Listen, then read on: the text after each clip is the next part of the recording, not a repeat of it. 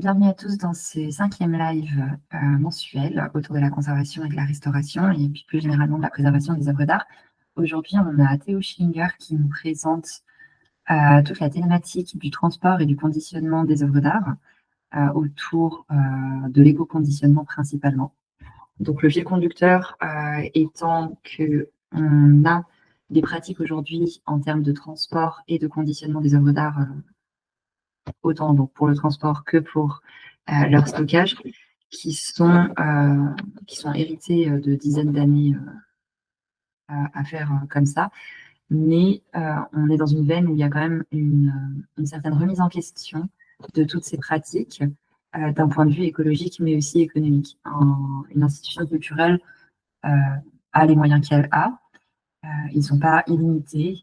Pour certaines institutions, ils sont plus importants que pour d'autres, mais le but étant d'être quand même le plus économe possible pour pouvoir rediriger ces fonds vers d'autres directions. Il est vraiment intéressant de considérer donc tout le côté économique, mais surtout écologique, puisque c'est quand même une grande thématique actuelle. Il y a des réflexions qui ont été émises autant par la Belgique, par la France, par la Suisse, différents pays en Europe et ailleurs, qui sont assez intéressantes et qui ont toutes émergé un petit peu au même moment pour arriver à différentes solutions. Donc aujourd'hui, Théo Schlinger nous présente les éco-conditionnements, différentes solutions de catégorisation, tout ce qui va être biosourcé ou tout ce qui va être pétrosourcé mais réutilisable.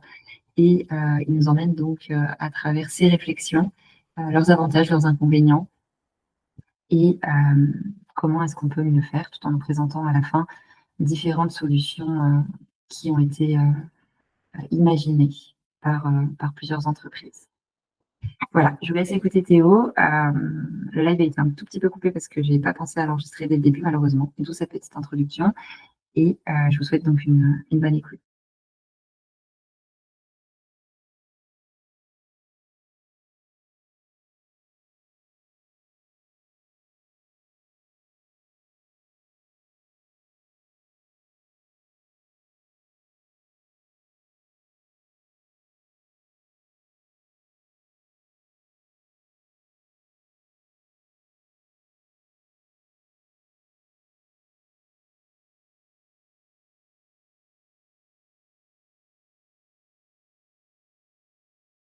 Consommer plus de matériaux, donc en restant dans des créneaux assez écologiques, et sans faire beaucoup plus cher, donc restant également dans un créneau économique.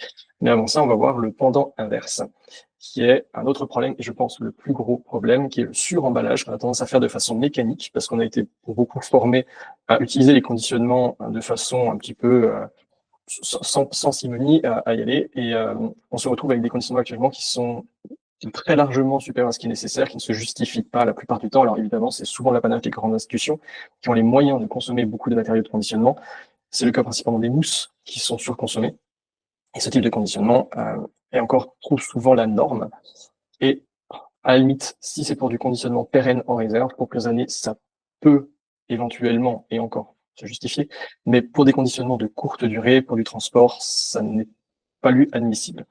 Donc, par exemple, typiquement, hein, que ce soit les petites stèles où on aurait pu mettre largement plus de collections à l'intérieur, se base ou là pour du transport en exposition avec une caisse remplie à moitié de vide, pour éviter que la caisse soit trop petite, on fait des caisses plus grandes, mais du coup il faut les remplir. Là encore, des solutions alternatives sont largement existantes, mais ça pose un problème qui est intrinsèque à nos formations, comme je le disais, qui est celui du changement des pratiques et des habitudes. Les habitudes, on la vie dure. Et effectivement, changer cet état de fait, on pense que c'est un risque pour les collections parce qu'on emballe moins. Alors, il y a un juste milieu à trouver entre ce qu'on a vu tout à l'heure et ce qu'on a là.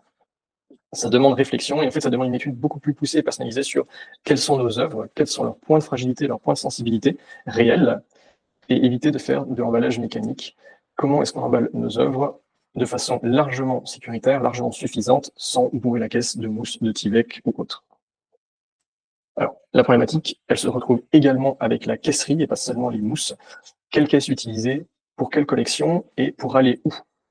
Là, par exemple, que ce soit les caisses contre caisses, on discutait encore il n'y a pas très longtemps avec un collègue du château de Versailles qui me disait les caisses contre caisses, eux, ils évitent de les utiliser parce qu'ils considèrent que c'est absolument inutile. Mettre une pièce dans une caisse séparée avec de la mousse puis remplie de mousse, ça n'apporte honnêtement pas grand-chose. Dans 95% des cas, ça ne se justifie pas et ça n'est pas nécessaire. Ça n'apporte pas un gain de sécurité particulièrement plus élevé à l'œuvre. Par contre, c'est plus cher, ça consomme plus de matériaux. Et comme ces caisses, la plupart du temps, sont à usage unique, on jette 2 caisses au lieu d'une. La question se pose aussi pour l'ISO et le super ISO, caisse isotherme ou pas. Alors là encore, c'est beaucoup dans le cas des collections archéologiques où on utilise l'isotherme pour les collections organiques sensibles.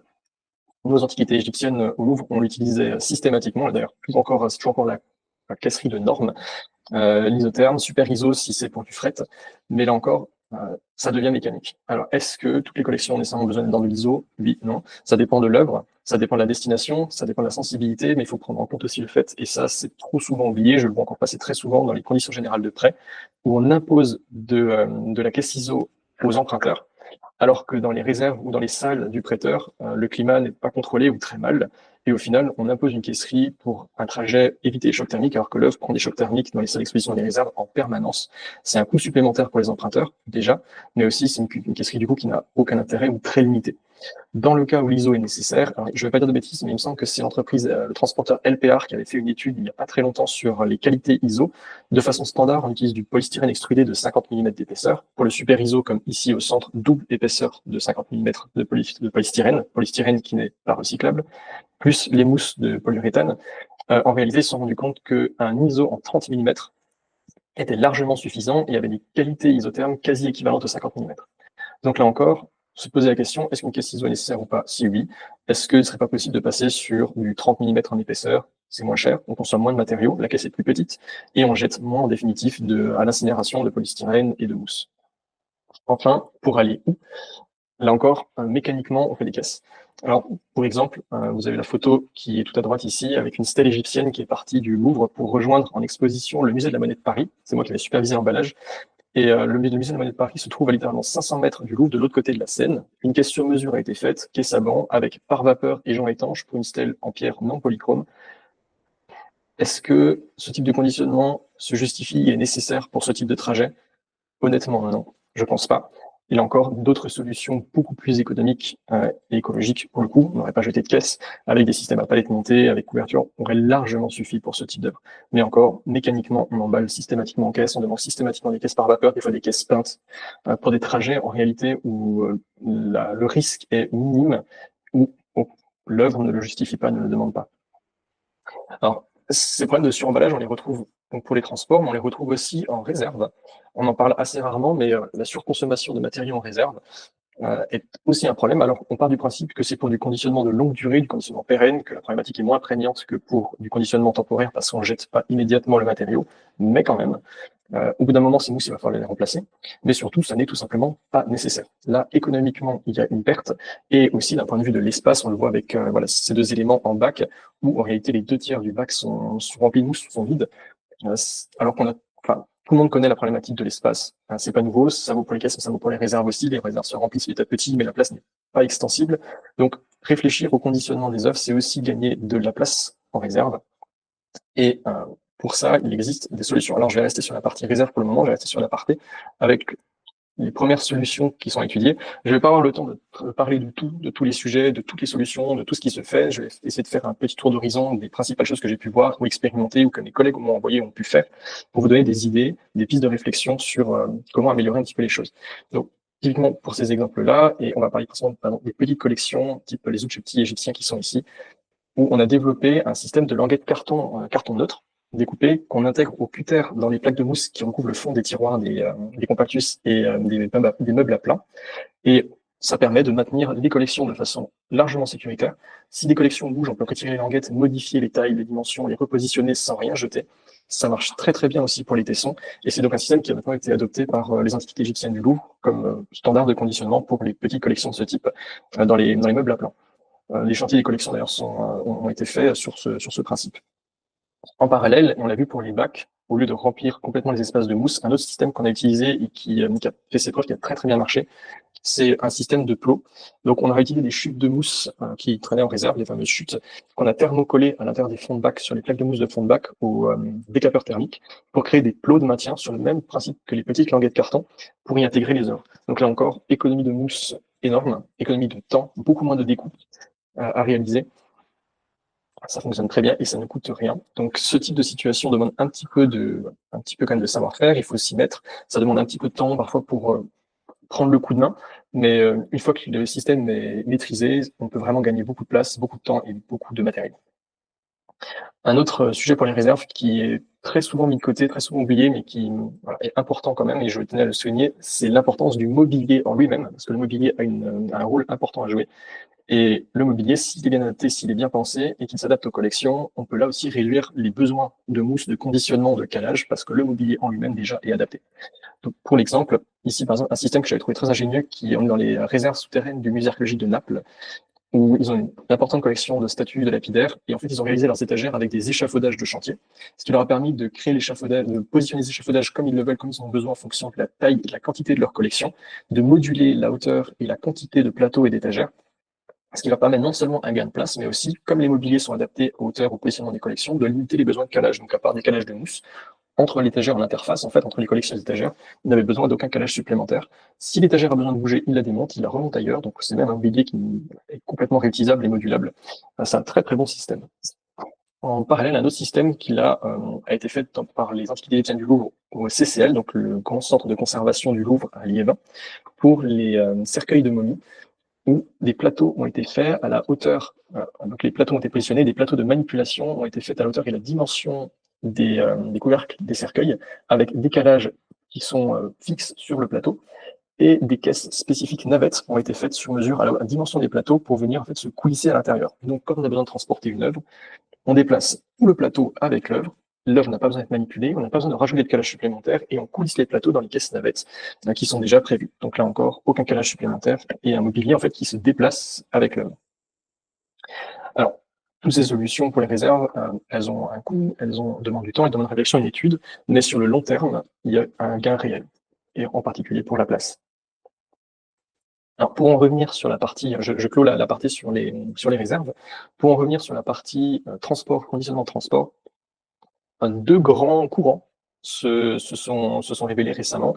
Et d'un côté, on a les nouveaux matériaux, ce qu'on appelle de façon un petit peu fausse, mais les nouveaux matériaux de conditionnement qui sont en fait rentrent dans cette catégorie les matériaux écologiques, entre guillemets, compostables, réutilisables. Et en parallèle, l'autre courant sont la conservation des matériaux traditionnels, plutôt pétro-sourcés, mais avec une longue durée de vie, rentre là-dedans tout ce qui est réutilisable et modulable. On va partir d'abord sur la première partie, qui est les nouveaux matériaux. Qu'est-ce qui se développe? Qu'est-ce qui se fait actuellement? Quelles sont les recherches? Alors, beaucoup d'institutions se posent la question, plusieurs centres travaillent dessus, le C2RMF, l'INP, je parlerai que du cas de la France, travaillent dessus, des laboratoires internes à certaines structures, à certains musées également, pour essayer de remplacer les mousses ou carrément toutes les caisses par de nouveaux matériaux, en fait, de nouvelles, plus vertueux, que ce soit à la fabrication ou en fin de vie, et surtout en fin de vie avec des matériaux compostables ou biodégradables. On a par exemple le remplacement des caisses en elles-mêmes par des caisses en carton double ou triple cannelure. Alors là, sur un système par exemple qui était développé pour les tableaux, pour les arts graphiques, et qui est utilisé, alors, je ne sais plus si c'est Sotheby's ou Christie's, mais plutôt en maison de vente, pour éviter justement de créer de la caisse contreplaquée chaque fois qu'un tableau se déplace, va rejoindre l'acheteur ou le client. C'est de la caisse carton qui est ensuite recyclée. Mais pour aller plus loin vraiment dans la partie matériaux, je vous ai mis quelques exemples. Pour ça, on est sur de la mousse en amidon de maïs, du molleton de coton, du grain de cheval. Là, on est sur une caisse qui est développée par Caroline Biraud, qui gère actuellement les musées de la métropole de Rouen, qui est en chambre et moellon de tournesol compacté pour remplacer le contreplaqué. Voilà. Tous ces matériaux écologiques sont effectivement soit d'origine organique, soit sont biodégradables et compostables. Il y a un véritable intérêt sur ces matériaux, mais il faut garder à l'esprit que c'est des matériaux qui n'ont pas été développés à la base pour la conservation, et même si effectivement ils sont pour la plupart, et encore parfois, c'est comme le PLA, c'est discutable, vertueux à la fabrication ou en fin de vie, il faut conserver à l'esprit que c'est des matériaux qui sont pas développés pour la conservation et qui présentent très souvent et la plupart du temps un risque en conservation préventive, non seulement pour leur acidité, la plupart de ces matériaux ne sont pas neutres, mais aussi, et je dois dire même surtout, pour les risques d'infestation. c'est des matériaux organiques. Par exemple, la mousse en aliment de maïs constitue une nourriture pour certains micro-organismes et pour certains insectes. Donc, il faut faire très attention si on se porte vers des matériaux de ce type. Il faut aussi garder à l'esprit que c'est des matériaux qui sont biodégradables et donc par nature pas durables. Et s'ils commencent à se dégrader pendant l'usage en contact avec les collections, on peut avoir de gros soucis. Là encore, je reviens sur la typologie, tout ce qui est mousse voilà, en amidon de maïs ou en cellulose de bois. Ce sont des matériaux qui se décomposent en contact de l'eau et de l'humidité. Je vous laisse imaginer ce qui se passe si vous avez une collection dans ce type de mousse et que la caisse prend l'eau, que vous êtes dans un secteur humide et que la mousse se décompose et commence à fondre sur les œuvres. Donc, c'est des matériaux qui, à mon avis, sont des matériaux d'avenir. Il faut continuer à travailler dessus, mais il faut aussi prendre en compte les limites et le fait que c'est des matériaux qui n'ont pas encore apporté de preuves ou de recul sur leur usage concret, pour la plupart, hein, il y a des exceptions, mais pour la plupart, et que donc c'est des matériaux qu'il faut utiliser avec la plus grande prudence. D'autres solutions permettent, en attendant d'avoir des matériaux qui soient plus écologiques que les mousses ressourcées, de faire la différence, d'utiliser moins de mousse sans être obligé d'utiliser des matériaux encore inadaptés. Et là, je parlais d'un sujet qui fait beaucoup d'encre en ce moment, qui intéresse beaucoup d'institutions, beaucoup de monde travaille sur la question des coussins de calage. Utiliser des coussins à la place d'utiliser des mousses, du papier bulle ou du papier de soie froissé. Alors, ça vaut pour les conditionnements en réserve. Ici, un cartonnage en papier donc polychrome conditionné dans des coussins de Tyvek avec boîte de polyester. Pour les transports internes, chantier des collections, tamponnage rapide, ici avec des petits vases posés sur un coussin en coton bio et mousse et billes de polystyrène à l'intérieur. Ici, un autre système de coussin, celui utilisé par le château de Versailles, qui est en synthétique, en polyester, aussi avec billes de polystyrène. Il y a pas mal de coussins différents qui existent sur le marché. Plusieurs institutions testent aussi des choses, mais là aussi, attention, tous les coussins ne se valent pas forcément. Il faut prendre en compte que certains coussins, comme ceux-là en coton, sont très intéressants, mais ils sont non seulement remplis de polystyrène la plupart du temps, ou de petites billes de plastique, ou comme ici de boîtes de polyester, qui sont des matériaux qui ne sont pas naturels et qui ne sont pas recyclables. Le coussin n'a pas de housse, s'il est sale, on ne peut pas forcément le laver non plus, donc une fois que le coussin est sale, il faut le jeter, il n'est pas recyclable. Donc, méfiance sur les coussins, faire bien attention à quel type de coussin on veut, et surtout, pour quel type de collection on veut utiliser, dans quelles circonstances. La question du coussin, elle va beaucoup plus loin, parce que comme je le disais, beaucoup d'institutions travaillent dessus, et là, pour le coup, les coussins que je vous ai présentés ici sont des coussins vendus dans le commerce, mais les institutions développent aussi leurs propres coussins, avec ici quelques exemples. En bas, 2 coussins fabriqués à partir de chutes de Tyvek et remplis de mousse, de déchets de mousse, en fait, de chutes de mousse broyées, qui permet de revaloriser à la fois des chutes de Tyvek et à la fois nos chutes de mousse. 2 styles de coussins, le coussin classique et un coussin qu'on a expérimenté avec une bande de renfort semi-rigide en papier craft à l'intérieur qu'on a appelé le coussin autoportant, plutôt pour les petits objets légers qui risquent de glisser sur le coussin standard, en créant un entonnoir qui permet vraiment de les caler au centre. Et les 2 coussins sont complémentaires. Ce coussin-là de base en structure avec l'objet et l'autre coussin, par exemple, on va se mettre par-dessus pour encapsuler l'objet dans un système que je vais vous montrer tout à l'heure. Ça fonctionne vraiment très très bien. Ça ne convient pas forcément à toutes les collections, les plus fragiles évidemment non, mais ça répond déjà quand même à beaucoup de besoins. Un autre système qui est expérimenté avec un tissu moitié lin, moitié coton, pour réduire la condition de coton, parce qu'on s'est rendu compte en fait que le coton écologiquement n'était pas forcément le meilleur des textiles. Il consomme beaucoup d'eau, énormément, à la fabrication, en fait, à la pousse de la plante.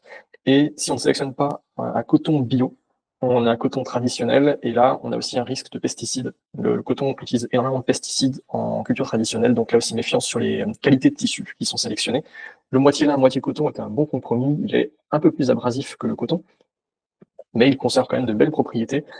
Il est par contre 2 à 3 fois plus cher que le coton, donc là, économiquement, ça peut être un frein. Celui-ci, on l'a rempli avec des petites billes de PLA. Donc le PLA, c'est un bioplastique qui s'est développé il n'y a pas très très longtemps, qui est en fait 100% fabriqué à partir de déchets organiques, par exemple des pieds de maïs, les tiges de canne à sucre, des choses comme ça, donc des déchets de production agricole, mais qui au final, dans sa configuration chimique finale, a les mêmes configurations chimiques qu'un plastique traditionnel, alors il est recyclable. Ça reste un plastique en définitive, mais avec une fabrication à l'origine qui n'utilise pas de pétrole. C'était un peu lourd, ça ne marchait pas très très bien, donc on n'a pas sélectionné le modèle, mais voilà, ce type de petites choses est à essayer, parce que des fois on peut avoir des surprises. Ça fait un très bon coussin de consultation pour des œuvres plus lourdes, mais difficilement pour du transport, ça alourdit trop les bacs. Enfin, je vous l'ai mis aussi parce qu'il vient tout juste de sortir, c'est le dernier prototype qu'on a réalisé. qui est un coussin. Alors, je ne donnerai pas encore les composants exacts parce qu'on n'a pas terminé les tests, c'est encore en fin de recherche et développement. Mais c'est le coussin Valkyrie qu'on est en train de développer, 100% fabriqué à partir de chutes, donc de déchets industriels recyclés et revalorisés, avec housse, coton retirable et lavable. Ça, c'est souvent ce qui manque sur les coussins. On ne peut pas les laver parce qu'on ne peut pas retirer la housse. Donc là, avec housse retirable et lavable, c'est un point à prendre en compte aussi si vous décidez de fabriquer des coussins dans vos institutions. Fabriquez des housses et mettez les coussins dans les housses, ça vous permettra de les laver. Donc ce coussin sera à découvrir prochainement et le lancement de sa fabrication devrait intervenir courant de cet automne. Ouais, il sera à découvrir un peu plus d'ici quelques semaines ou mois. En parallèle, la question donc, des coussins amène à celui des caisses. Parce que je disais, remplacer les mousses, essayer de trouver des alternatives aux découpes mousses, parce qu'une fois que les mousses sont découpées, de toute façon, on les jette, c'est bien, mais la problématique de la caisserie en elle-même se pose aussi pour plusieurs raisons. Déjà, la problématique de la place, comme je disais, qu'on connaît tous. Donc, j'ai rencontré beaucoup d'institutions, comme ici, qui essaient de stocker des caisses un maximum pour les faire durer, les réutiliser, les réemployer en les modifiant. Alors, ça demande un petit peu de temps, ça demande de l'espace, ça demande de la maintenance aussi, parce qu'il faut les garder propres. Et quand on les utilise, si ça convient pas à la forme ou à la taille de l'œuvre, il faut très souvent changer les poignées de côté, renverser la caisse, mettre les pieds de l'autre sens, ou réhabiller et complètement remoduler l'intérieur. Donc, ça demande un petit peu de travail, mais c'est sûr que économiquement c'est intéressant. On achète moins de caisses et écologiquement aussi, on en jette un peu moins, mais ça demande un petit peu de temps et d'espace. Il faut aussi faire attention à la problématique des infestations sur ce type de dépôt de caisses. Ça peut très vite cacher des infestations et on les voit pas tout de suite. Mais c'est une bonne solution, en sachant qu'il y a aussi maintenant des transporteurs qui proposent de garder les caisses dans leurs propres entrepôts, leurs propres réserves, si la structure n'a pas les moyens de la conserver chez soi. N'hésitez pas à vous renseigner auprès des transporteurs et des sociétés qui proposent ce type de service. Si vous avez une flotte de caisses navettes, ils peuvent vous les conserver et venir avec à la demande. Comme je disais, pour les coussins sont complémentaires en structure. Et dans ce type de bac qu'on a tous dans nos réserves, qu'on utilise toutes et tous, le DE avait fabriqué ce type de système avec cloison de carton modulable qu'on peut déplacer, retirer, pour créer des espaces à l'intérieur des bacs, utiliser en fait les bacs comme bac navette sans utiliser de mousse et caler à l'intérieur de ces petites cloisons les différents coussins que je vous ai présentés tout à l'heure. En posant un coussin en remplissage des cloisons, l'objet, puis un autre coussin léger par-dessus en encapsulement. Les bacs sont refermés et ils sont ensuite intégrés dans une caisse navette, au format palette standard dans lequel les bacs sont sanglés et intégrés. C'est un système qui a été utilisé pour des retours de dépôt, notamment, de région vers le Louvre, et qui a très très bien fonctionné, qui a fait ses preuves, et au final, les conditionnements ont été faits en zéro déchet. Donc, une alternative intéressante à explorer aussi si vous avez des bacs navettes et quelques caisses navettes. Enfin, je le signale, alors, cette photo a été prise il y a 2 ans, je crois que ça n'a pas évolué depuis, ça n'a pas donné grand-chose de plus, mais je vous le signale quand même, parce qu'il y a aussi pas mal d'institutions qui cherchent vraiment à innover. Et là, on est au musée du Quai Branly, qui a fait fabriquer en coopération avec l'entreprise et le transporteur Iskia, qui a les caisses Turtle, un système de caisse à bancs modulaire dans lequel on peut remplacer les bancs, les changer de sens, modifier leur dimension pour pouvoir intégrer les œuvres sans avoir besoin de faire de nouvelles caisses à bancs à chaque fois. C'est un système qui a le mérite d'avoir été testé. Je crois que ça n'a pas donné, ça n'est pas allé plus loin, Iskia ne souhaitant pas le développer.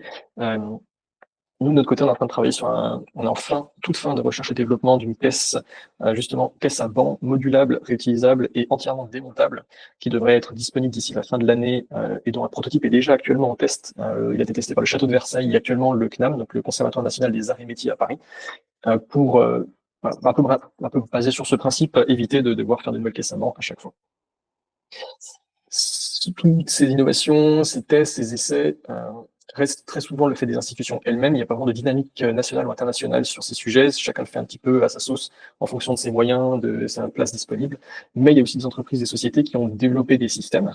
Alors, je ne parlerai que des 2 plus connus. Il existe d'autres systèmes de la caisse réutilisable. Et là, on rentre vraiment dans le dur du sujet. Ce que je disais tout à l'heure, c'est l'autre pendant. En fait, c'est celui du réutilisable, du pétro-sourcé, mais réutilisable, longue durée de vie, modulable.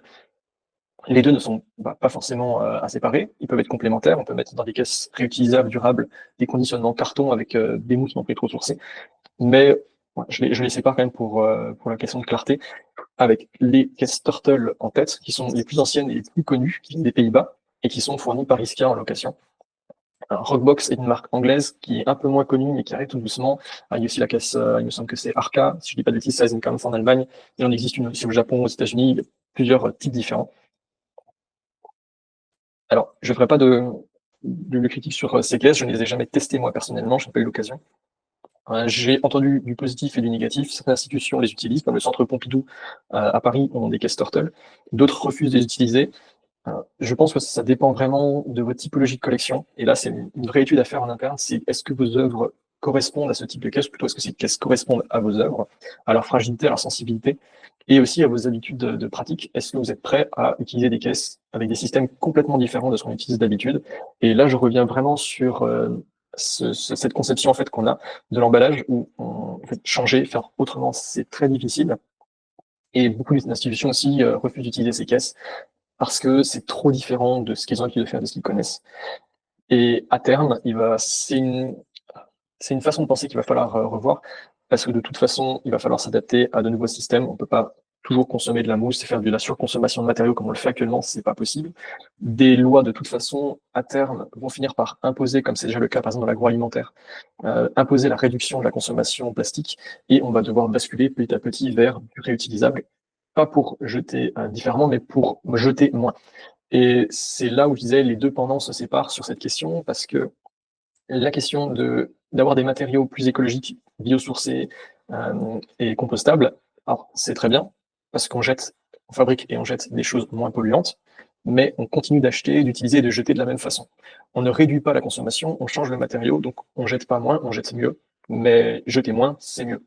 Et là, très nettement, sur ce type de système, on est sur des conditionnements, la plupart du temps, zéro déchet. Donc, certes, on est sur des matériaux qui, naturellement, sont moins écologiques à la fabrication des pièces. C'est du plastique, c'est du métal, c'est de la fibre. Mais par contre, on jette beaucoup, beaucoup moins. Et ça, c'est quelque chose qui à prendre en compte. On me dit, par exemple, les caisses carton, c'est bien parce qu'une fois que la caisse a fait son transport, on jette le carton, on le recycle, oui, mais si on jette quand même, au final. Et c'est vraiment sur cette question-là que j'ai commencé à travailler, d'abord avec mes collègues du Louvre et par la suite avec mes collaborateurs et mon entreprise, parce que notre but, c'est vraiment de proposer aussi des systèmes qui soient durables pour jeter moins. Et donc, je vais terminer là-dessus. Je vais quand même vous présenter rapidement les différents systèmes qui ont été co-développés avec le projet Valkyrie, que j'ai mis en place donc il y a maintenant pratiquement 2 ans. Le projet est donc né en mars 2023 dans les réserves du Louvre avec mes collègues de l'Antiquité égyptienne, où on s'est dit en fait, on n'a pas vraiment de système réutilisable, modulable, qui soit pratique, qui corresponde à nos besoins, notamment pour les 3D, parce que les caisses que je vous ai présenté tout à l'heure correspondent pour les 2D, mais il n'existe pratiquement rien en réutilisable et modulable pour les 3D. Et donc, on essaie de développer notre propre système avec un premier pré-prototype directement en 2023 sur un caisson avec des strates de cubes de mousse que l'on vient creuser pour remplacer les découpes mousse traditionnelles et positionner les objets.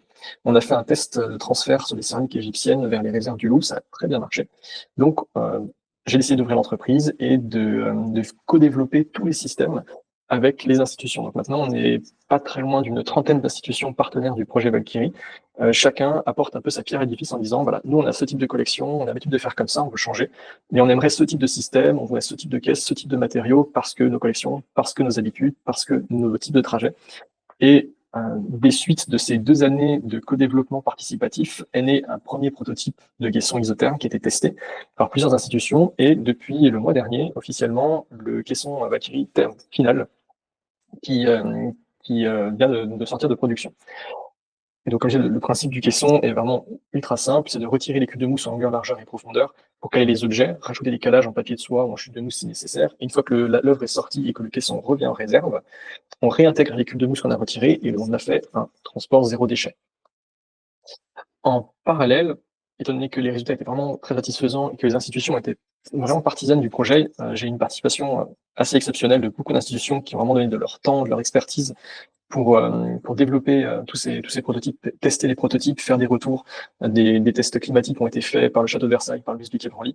Avec une belle participation, on est allé beaucoup plus loin, on a essayé vraiment de développer toute une gamme de caisses, avec donc les caisses de la gamme Valkyrie, caisse à caisson, caisse tableau. On est sur un système assez spécifique, vraiment très nouveau, avec c'est une sorte de caisse à banc plate sur lequel on peut venir mettre des tableaux encadrés classiques, des systèmes MRT, un mix des deux, des œuvres plates comme des stèles, des bas-reliefs, des petites statues, donc même des petits 3D sur le système de la caisse à banc. Et donc, comme je disais, la caisse à banc modulable qui est encore en cours de développement, comme les coussins, et plus tournée vers les systèmes PSBC, PSO, pour les plans de sauvegarde, avec des systèmes que je ne présente pas là parce qu'on est encore en fin de recherche et développement et de test avec certains musées, sur des tamponnages renforcés, modulables, réutilisables, qui permettent en fait de faire des évacuations rapides d'œuvres avec un emballage bien meilleur que les papiers bulles, les cartons, qui nécessitent aucun déchet au final. Tout ça est encore en test, donc j'en dirai pas plus, surtout que l'heure tourne. Mais c'est en cours et on est toujours encore à la recherche de structures partenaires pour tester les modèles, tester les prototypes. Si jamais c'est un projet ou des systèmes qui vous intéressent, n'hésitez pas à me contacter parce que voilà, faut vous intégrer au processus de recherche, développement et de réflexion. Je vais m'arrêter là. Si ça vous intéresse, comme dit, vous pouvez me contacter soit directement, soit passer par le site internet de la société. Et il est aussi possible donc de tester les caisses, les prototypes. Donc, n'hésitez pas à me solliciter si vous avez des questions ou même sur d'autres sujets. Partagez avec moi des systèmes, vos propres systèmes écologiques, vos propres créations, vos propres essais. Ça permet aussi d'alimenter un petit peu le partage à travers tout l'ensemble de la planète parce qu'on fait pas tous de la même façon, mais on a tous des bonnes idées. Donc, n'hésitez pas à le partager avec le reste du groupe et de la communauté. Sarah, je vais te repasser la main. Je vais enlever mon diapo et je te laisse reprendre pour la suite. Yes, merci Théo pour la présentation. C'est un peu plus court que le 19 en effet, mais c'était vraiment, voilà, on a vraiment eu les points principaux. Et puis voilà, vu un peu tout le panorama de comment est-ce qu'on peut mieux emballer, faire différemment, tout en soulignant voilà, la problématique qu'il faut quand même, voilà, ça suggère un changement d'habitude, de mentalité aussi, je pense. Et à mon avis, il y a pas mal d'institutions qui doivent être un peu avec une partie de l'équipe peut-être qui va aller de l'avant, d'autres qui ont l'habitude de faire autrement. Et puis à mon avis, c'est un débat qui est en train d'avoir lieu, que ce soit en France, en Suisse ou même en Europe, de manière générale. Tout à fait. Je rebondis là-dessus parce que c'est quelque chose qui revient très souvent dans les institutions où j'ai des collègues qui me disent, moi c'est un sujet qui m'intéresse beaucoup, j'aimerais pouvoir faire des choses, mais je peux pas parce que je suis toute seule ou tout seul à vouloir travailler dessus. Les ateliers veulent pas, j'ai un blocage administratif, la hiérarchie me dit non parce que ça fait pas partie de mes missions. Donc c'est vrai que c'est aussi un sujet sur lequel on peut se retrouver très vite seul et isolé, d'où l'intérêt de ce type de partage et de travail en communauté. Parce que dans ces institutions, comme je disais, le changement de mentalité est difficile, en tout cas pour tout le monde. Et c'est quelque chose qui se fait de façon très progressive. Tout à fait. Donc non, je pense que c'est intéressant comme, voilà, d'avoir ces solutions et puis d'avoir pu voir un petit peu tout ce panel entre matériaux biosourcés ou alors matériaux pétrosourcés mais réutilisables. Et puis comme tu l'as dit, en plus de ça, les deux ne sont pas incompatibles. On peut très bien utiliser une caisse réutilisable avec peut-être des coussins qui sont eux biosourcés si c'est ce qu'on souhaite absolument. Ou enfin voilà, on peut vraiment orienter le discours selon le souhait de l'institution. Et puis ça, je trouve que c'est assez chouette. Tu nous as fait une belle présentation. Est-ce qu'il y a des personnes qui auraient des questions? Si c'est le cas, vous pouvez peut-être les mettre dans le chat. Comme ça, moi, je peux les lire à Théo. Il peut nous répondre directement à tous. S'il y a des questions qui sont peut-être en anglais ou autre, pour ceux qui comprennent bien le français mais qui ne le parlent pas forcément super bien, je traduirai, il n'y a pas de souci. Donc, posez-les comme vous souhaitez, parce qu'on a vu qu'il y avait des participants qui n'étaient pas forcément, en tout cas en francophonie. Alors, on a Arnaud Bruniquel qui nous demande: le conditionnement d'œuvres toxiques peut rendre les caisses et mousses de transport polluées. Dans le cas de réutilisation, comment sont décontaminées avant de reconditionner une nouvelle œuvre? C'est une bonne question, parce que c'est une question qui m'a été posée aussi par le Muséum d'histoire naturelle de Paris, qui teste actuellement justement un caisson Valkyrie, et le CNAM aussi pour les collections avec de l'amiante, transport de collections amiantées. Et on a répondu à ce souci en rendant en fait tout l'intérieur des caisses est tapissé avec de la mousse PE, un revêtement interne en mousse PE fine que l'on peut retirer, démonter et remplacer. Alors soit laver si on souhaite la laver si c'est possible, mais sinon l'intérieur de la caisse peut se retirer et être remplacé sans toucher ni à l'isolant ni à tout le reste des autres composants de la caisse. En fait, tous les composants potentiellement contaminés peuvent être démontés, retirés, nettoyés ou remplacés pour faire durer la caisse au maximum et ne remplacer que le strict nécessaire si vraiment s'il y a un risque de contamination. Ouais, c'est intéressant parce que selon selon la collection et puis ce qui est dedans, même voir des fois ce qui est suspecté, on n'a pas toujours la possibilité de tout décontaminer. Il me semble que pour l'amiante, Arnaud me redit, mais il me semble que pour l'amiante, c'est quand même pas possible de laver, sauf erreur de ma part. Donc, à mon avis, c'est quand même que tu es censé le mettre dans tes sacs de déchets amiantés directement. Ouais. Pour la caisse en elle-même, en ça, justement, le CNAM me disait, pour les caisses qui transportent des collections amiantées, c'est une caisse qui est dédiée et qui ne transporte rien d'autre. Au final, c'est une caisse qui restera pour les collections amiantées uniquement. Ok, d'accord. Donc là où on sait qu'il y a ça, et puis voilà. Ça. Ok, d'accord. C'est intelligent aussi comme manière de faire. Et pour le plomb, merci Arnaud. Alors là, c'est une bonne question. Je n'ai pas vraiment d'expertise en collection plomb. Alors là, Arnaud, si vous pouvez nous dire un peu plus en détail s'il y a des conditions spécifiques d'habitude pour le transport plomb, quels sont vraiment les dangers. Alors bon, je pense au saturnisme, mais si on on rentre en contact avec le plomb. Mais je pense que la problématique reste la même. Si la caisse est nettoyable, on la nettoie. Si ce n'est pas le cas, on retire les parties à retirer et sinon, on dédie la caisse spécifiquement à ce type de collection. Alors, je ne sais pas dans quelle mesure les collections en plomb sont courantes. En archéo, on en a un petit peu, mais c'est rarement des grosses pièces, c'est généralement du petit mobilier, donc on met en mini-grippe, en sachet ou des choses comme ça, donc ils ont déjà un premier conditionnement de contact, qui sont rarement directement en contact avec les mousses. Après, si vraiment il y a des collections problématiques de ce type, et que ce sont des collections qui voyagent rarement ou qui n'ont pas des volumes très importants, rien n'empêche de faire de la caisse à usage unique qui sera malheureusement détruite, comme on le fait actuellement toujours, spécifique pour ces collections-là. Ça vaut aussi, par exemple, pour tous les hors formats, pour lesquels les caisses solidaires ne collent pas forcément, et pour lesquels on est quand même obligé de faire de la caisse sur mesure traditionnelle. Donc pour les collections toxiques qui sont quand même très particulières, très spécifiques, peut-être que rester sur du traditionnel à usage unique est une solution moins dangereuse ou meilleure. Ça demande une étude, je pense, plus poussée en fonction aussi de la toxicité des collections. Il y a Arnaud qui met que le plomb, on peut le nettoyer avec l'acide nitrique. Je ne sais pas si on peut vraiment nettoyer du PE avec cet acide-là. Alors là, j'avoue que je n'ai jamais essayé de nettoyer le PE à l'acide nitrique. Ce serait à tester, mais là, je dois avouer que je n'ai pas de réponse sur ce point. Ouais, je pense qu'il faut un peu plus faire un développement peut-être qui est plus axé. C'est tellement des collections qui sont spécifiques pour le coup que ouais, ça peut être un peu source de réflexion supplémentaire en tout cas. Tout à fait. Là, on est vraiment sur un sujet qui est très particulier. Les collections toxiques, ça concerne, je pense, beaucoup les muséums, mais bon, c'est un peu plus à la marge. Enfin, personnellement, j'en ai presque jamais rencontré. Je crois que j'en ai même d'ailleurs jamais rencontré sur les différentes institutions que j'ai faites. J'ai jamais été en contact avec des collections toxiques. En tout cas, peut-être que je ne le savais pas. Il y a des choses qui se cachent qu'on ne sait pas forcément, mais a priori, j'ai jamais été confronté à cette problématique jusqu'à maintenant. Ouais, bah du coup, ça éliminerait un petit peu de ce spectre-là, tout ce qui est collection d'histoire naturelle, parce qu'elles sont quand même souvent contaminées avec des biocides ou faites même dans des matériaux qui peuvent être dangereux. Pour le plomb, moi, je pensais aussi aux armes, tout ce qui est militaria, qui là peuvent en contenir pas mal. Je ne sais pas s'il y en a d'autres qui ont des petites questions à poser encore à Théo. On arrive gentiment à l'heure de terminer, mais on a encore 10 minutes devant nous pour ceux qui souhaitent. Donc, si vous avez autre chose. Les questions que tu as développées, Théo, ils seront disponibles à partir de quand? Alors, les caissons sont déjà disponibles. Ça y est, ça fait 2 semaines qu'ils sont officiellement dispo. Et les premiers sont déjà partis dans ces institutions et la partie caissons est opérationnelle. Les caisses seront opérationnelles et disponibles à partir de courant septembre. Oui, septembre, courant septembre. Certaines fins d'année pour les prototypes vraiment en cours de développement, comme les tamponnages renforcés, les coussins, ce genre de choses, ou les grandes caisses, les grands modèles pour les gros volumes. Mais pour les caisses tableaux, les caisses à caisson, par exemple, on sera opérationnel. On attend en fait les résultats des derniers essais actuellement. J'ai des musées de la métropole de Rouen qui testent les prototypes.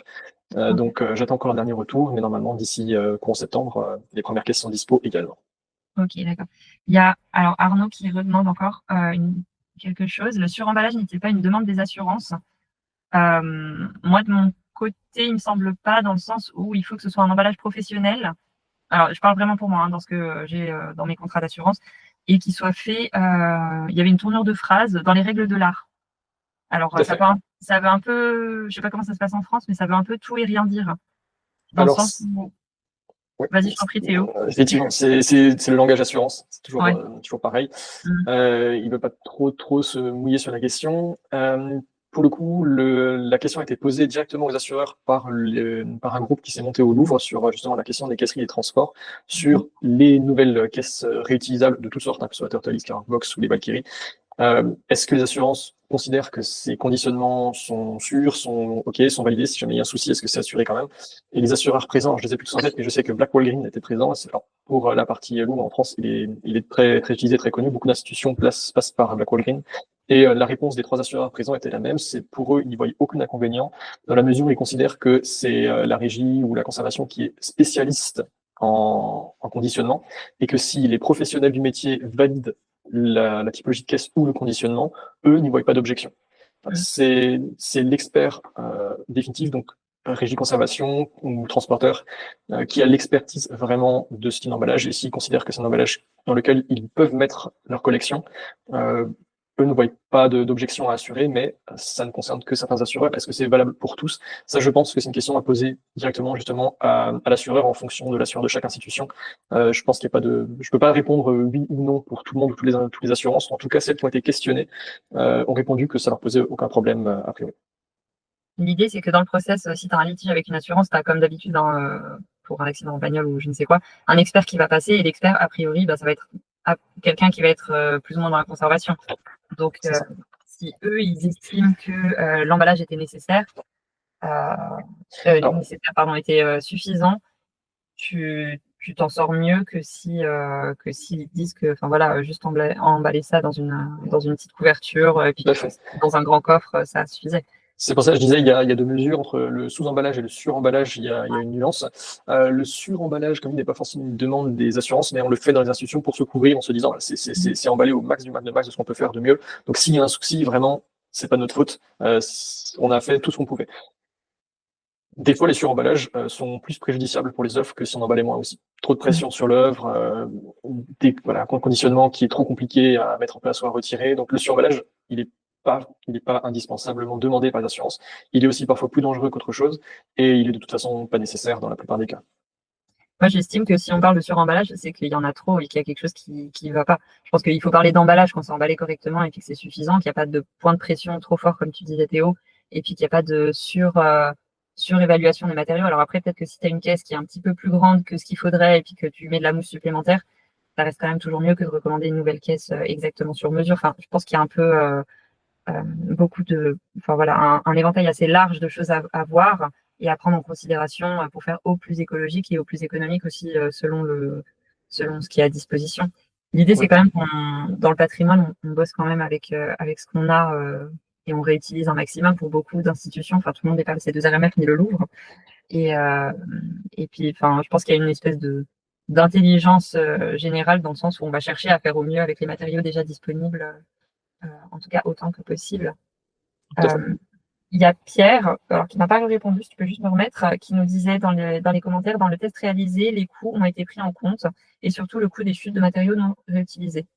Je ne sais pas si c'est une question ou une affirmation, Pierre. C'est une demande. Ok.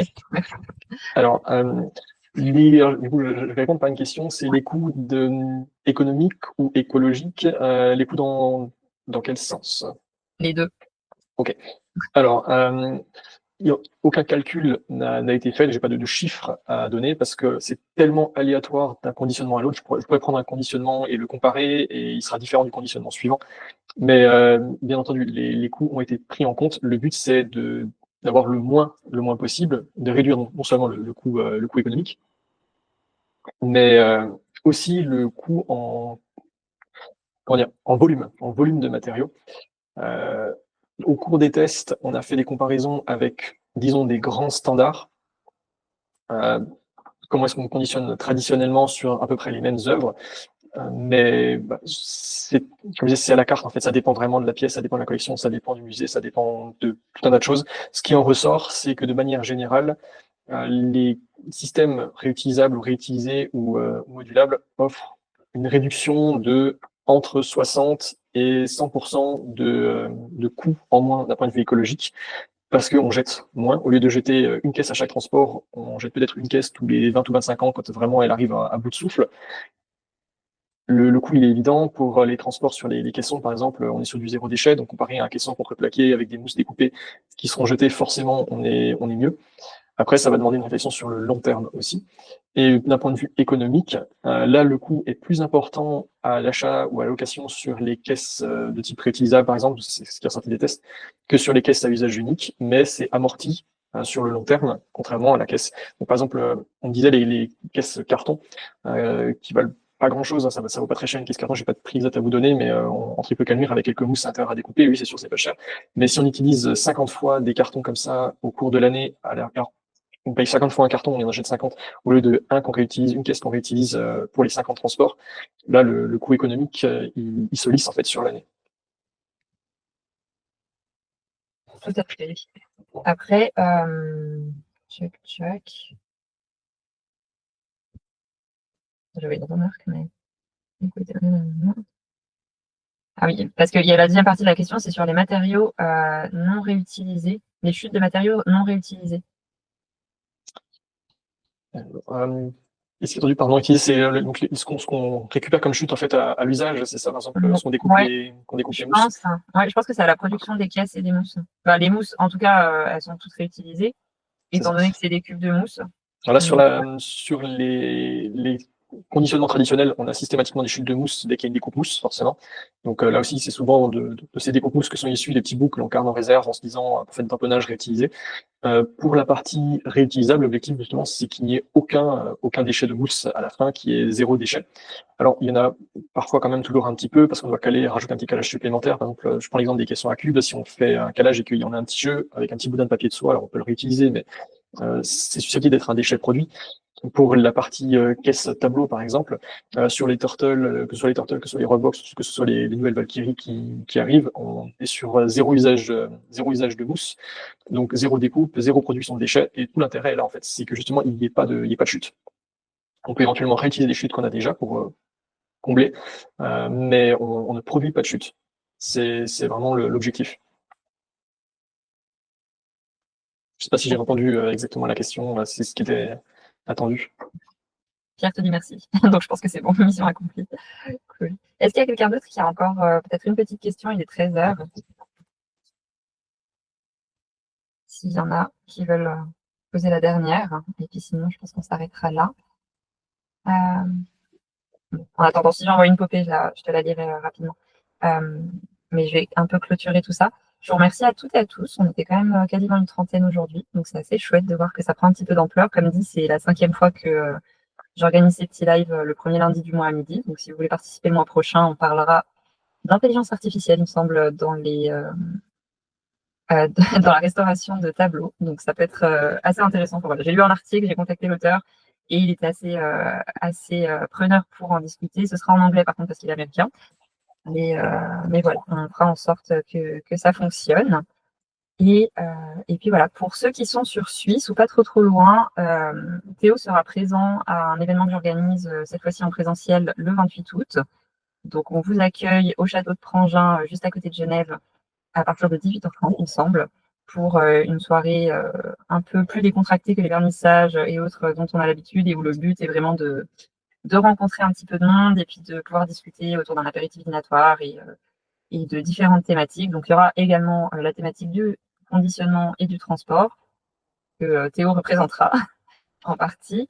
Et puis voilà, donc ceux qui seraient intéressés en tout cas à participer, peuvent me contacter directement, soit sur LinkedIn, parce que je pense que vous avez tous mon LinkedIn à force d'être harcelés, soit par email.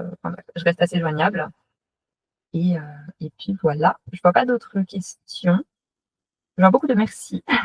Donc je te remercie également beaucoup Théo pour cette présentation qui était même la deuxième fois que je l'écoute, super intéressante. Et puis voilà, si vous souhaitez participer un peu à la co-création avec Théo, je pense qu'on fera passer à nouveau le formulaire que tu m'avais fourni la dernière fois, ouais. Donc je les enverrai, je pense, par message.